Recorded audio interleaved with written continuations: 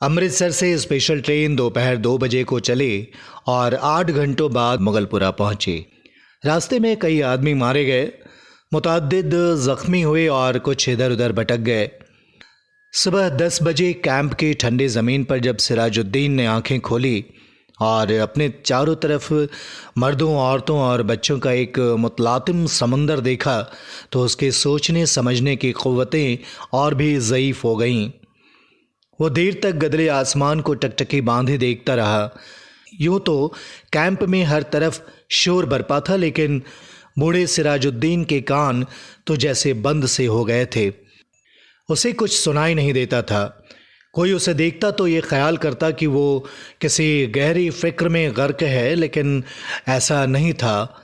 उसके होशो हवास शल थे, उसका सारा वजूद खला में मुतल्लक था।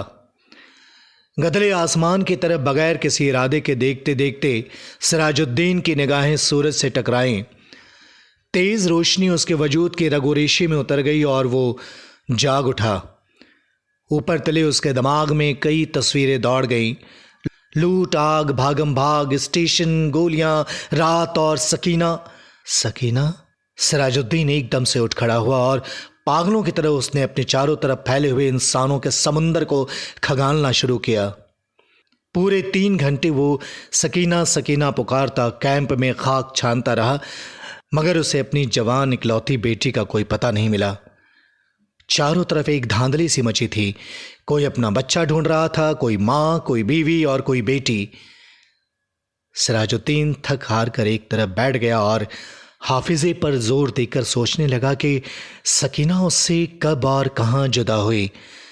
लेकिन सोचते सोचते उसका दिमाग सकीना की माँ की लाश पर जम जाता, जिसकी सारी अतड़ियाँ बाहर निकली हुई थीं। इसके आगे वो कुछ और नहीं सोच सकता। सकीना की माँ मर चुकी थी। उसने सिराजुद्दीन की आंखों के सामने दम तोड़ा था, लेकिन सकीना कहाँ थी जिसके मुताल्लिक उसकी माँ ने मरते हुए कहा था, मुझे छोड़ो और सकीना को लेकर यहां से जल्दी से भाग जाओ। सकीना उसके साथ ही थी। दोनों नंगे पांव भाग रहे थे। सकीना का दुपट्टा गिर पड़ा था। उसे उठाने के लिए उसने रुकना चाहा, मगर सकीना ने चिल्लाकर कहा, अब्बा छोड़िए। लेकिन उसने दुपट्टा उठा लिया था। यह सोचते सोचते उसने अपने कोट की उभरी हुई जेब की तरफ देखा और उसमें हाथ डालकर एक कपड़ा निकाला। सकीना का वही दुपट्टा था, लेकिन सकीना कहाँ थी? सिराजुद्दीन ने अपने थके हुए दिमाग पर बहुत जोर दिया, मगर वो किसी नतीजे पर ना पहुंच सका। क्या वो सकीना को अपने साथ स्टेशन तक ले आया था?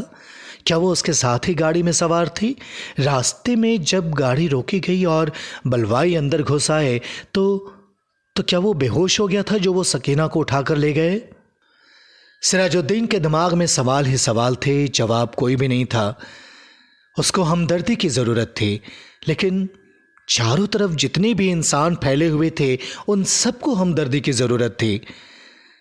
सिराजुद्दीन ने रोना चाहा, मगर उसकी आंखों ने मदद नहीं की। आंसू न जाने कहां गायब हो गए थे। 6 रोज के बाद जब होशो हवास किसी कदर दुरुस्त हुआ तो सिराजुद्दीन उन लोगों से मिला जो उसकी मदद करने के लिए तैयार थे। 8 नौजवान थे जिनके पास लॉरी थी, बंदूकें थीं।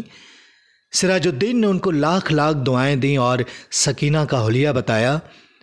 गोरा रंग है और बहुत खूबसूरत है। मुझ पर नहीं, वो अपनी माँ पर थी। उम्र 17 बरस के करीब है। आंखें बड़ी बड़ी, बाल स्याह, दाहिने गाल पर एक मोटा सा तिल है। मेरी इकलौती लड़की है। ढूंढ लाओ, खुदा तुम्हारा भला करेगा। रजाकार नौजवानों ने बड़े जज्बे के साथ बूढ़े सिराजुद्दीन को यकीन दिलाया कि अगर उनकी बेटी जिंदा हुई तो चंद ही दिनों में उनके पास होगी। 8 नौजवान ने कोशिश की। जान हथेलियों पर रखकर वो अमृतसर गए। कई औरतों, कई मर्दों और कई बच्चों को निकाल कर उन्होंने महफूज मुकामों पर पहुंचाया। 10 रोज गुजर गए, मगर उन्हें सकीना कहीं नहीं मिली। एक रोज़ वो उसे खिदमत के लिए लॉरी पर अमृतसर जा रहे थे कि 6 हर्टा के पास उन्हें सड़क पर एक लड़की दिखाई दी। लॉरी की आवाज़ सुनकर वो लड़की बिदकी और उसने तेज़ी के साथ भागना शुरू किया। रजाकारों ने मोटर रोकी और सबके सब उसके पीछे भागे। एक खेत में उन्होंने लड़की को पकड़ लिया। देखा तो बहुत खूबसूरत थी। दाहिने गाल पर एक मोटा सा तिल था। एक लड़के ने उससे कहा, घबराओ नहीं, क्या क्या तुम्हारा नाम सकीना है? लड़की का रंग और भी जर्द हो गया। उसने कोई जवाब नहीं दिया, लेकिन जब तमाम लड़कों ने उसे दम दिलाया तो उसकी वहशत दूर हुई और उसने मान लिया कि वो सिराजुद्दीन की बेटी सकीना है। 8 रजाकार नौजवानों ने हर तरह से सकीना की दिलजोई की। उसे खाना खिलाया, दूध पिलाया और लॉरी में बिठाया भी। एक ने तो अपना कोट उतार कर उसे दे दिया, क्योंकि दुपट्टा न होने के बाइस वो बहुत उलझन महसूस कर रही थी और बार बार बाहों से अपने सीने को ढांकने की नाकाम कोशिश में मसरूफ थी। कई दिन गुजर गए। सिराजुद्दीन को सकीना की कोई खबर नहीं मिली। वो दिन भर मुख्तलिफ कैंपों और दफ्तरों के चक्कर काटता रहता, लेकिन कहीं से भी उसकी बेटी का पता न चला।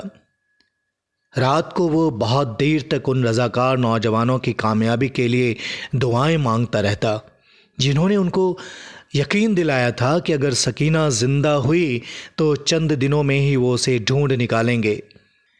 एक रोज सिराजुद्दीन ने कैंप में उन नौजवान रजाकारों को देखा। वो लॉरी में बैठे थे। सिराजुद्दीन भागा भागा उनके पास गया। लॉरी चलने ही वाली थी कि उसने पूछा, बेटा, मेरी सकीना का कुछ पता चला? सब ने एक जबान होकर कहा, चल जाएगा, और लॉरी चला दी। सिराजुद्दीन ने एक बार फिर उन नौजवानों की कामयाबी के लिए दुआएं मांगी और उसका जी किसी कदर हल्का हुआ। शाम के करीब कैंप में जहां सिराजुद्दीन बैठा था, उसके पास ही कुछ गड़बड़ सी हुई। 4 आदमी कुछ उठाकर ला रहे थे। उसने दरियाफ्त किया तो मालूम हुआ कि एक लड़की रेलवे लाइन के पास बेहोश पड़ी थी। वो लोग उसे उठाकर लाए हैं। सिराजुद्दीन उनके पीछे हो लिया। लोगों ने लड़की को अस्पताल वालों के सुपुर्द किया और चले गए। कुछ देर वो ऐसे ही अस्पताल के बाहर गढ़े हुए लकड़ी के खंभे के साथ लगकर खड़ा रहा, फिर आहिस्ता आहिस्ता अंदर चला गया। कमरे में कोई भी नहीं था। एक स्ट्रेचर था जिस पर एक लाश पड़ी थी। सिराजुद्दीन छोटे छोटे कदम उठाता उसके तरफ बढ़ा। कमरे में दफतन रोशनी हुई। सिराजुद्दीन ने लाश के जर्द चेहरे पे चमकता हुआ तिल देखा और चिल्लाया, सकीना! डॉक्टर ने, जिसने कमरे में रोशनी की थी, सिराजुद्दीन से पूछा, क्या है? सिराजुद्दीन के हलक से सिर्फ इस कदर निकल सका, जी जी जी मैं इसका बाप हूं। डॉक्टर ने स्ट्रेचर पर पड़ी हुई लाश की तरफ देखा।